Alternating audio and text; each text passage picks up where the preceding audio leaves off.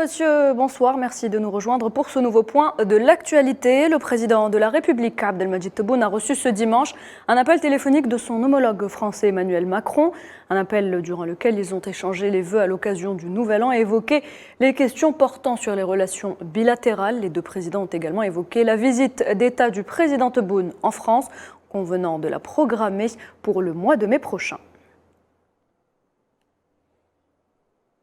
Le président Tebboune a reçu cet après-midi le général de corps d'armée Djibril El-Rajoub, secrétaire du comité central du mouvement Fatah palestinien, l'envoyé spécial de Mahmoud Abbas, président de l'État de Palestine. L'entretien s'est déroulé en présence du ministre des Affaires étrangères et de la communauté nationale à l'étranger Ramtan Lamamra et du directeur de cabinet de la présidence de la République Abdelaziz Khalf.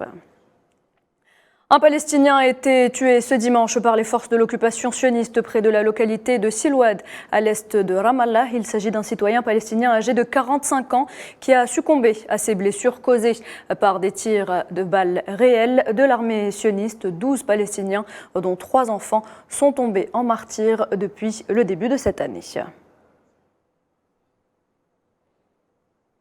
Le Premier ministre palestinien Mohamed Shtayeh tient les autorités de l'occupation sioniste pleinement responsables de leurs crimes continus et appelle les Nations Unies à fournir une protection internationale au peuple palestinien. Il condamne par là même l'exécution du martyr Ahmed Kahla par les forces de l'occupation à l'est de Ramallah.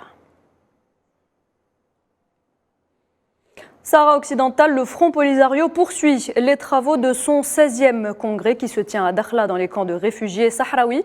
Hier, plusieurs personnalités et associations d'Amérique latine et d'Europe ont exprimé leur solidarité et leur soutien avec le peuple sahraoui qui lutte pour son droit à l'autodétermination et à l'indépendance.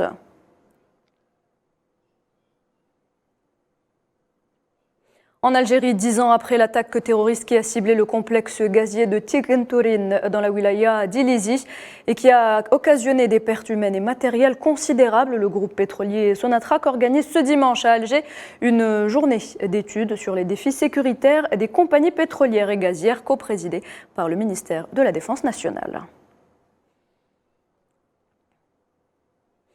En Tunisie, le second tour des élections législatives anticipées fixé au 29 janvier. La campagne électorale débutera demain lundi, selon le président de l'autorité électorale, Farouk Bouaskar.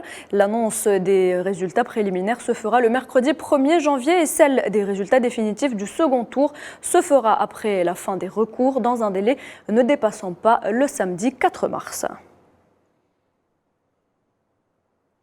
Et le bilan s'alourdit au Népal suite au crash de l'avion de la compagnie Yeti Airlines survenu ce dimanche. Parmi les 72 passagers que transportait l'ATR 72, au moins 67 personnes ont péri dans le crash.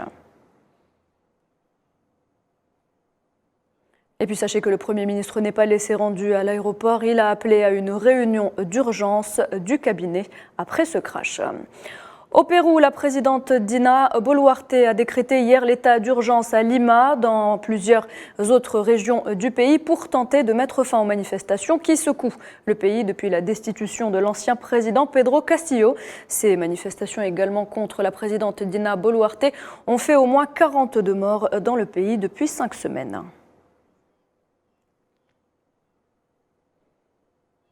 Une ancienne députée afghane a été assassinée à Kaboul. Mursal Nabizada, 32 ans, était chez elle lorsque des hommes armés ont pénétré son appartement pour l'assassiner la nuit dernière, tuant également sur leur passage l'un de ses gardes du corps. Une enquête a été ouverte pour tenter de trouver les criminels et les remettre à la justice.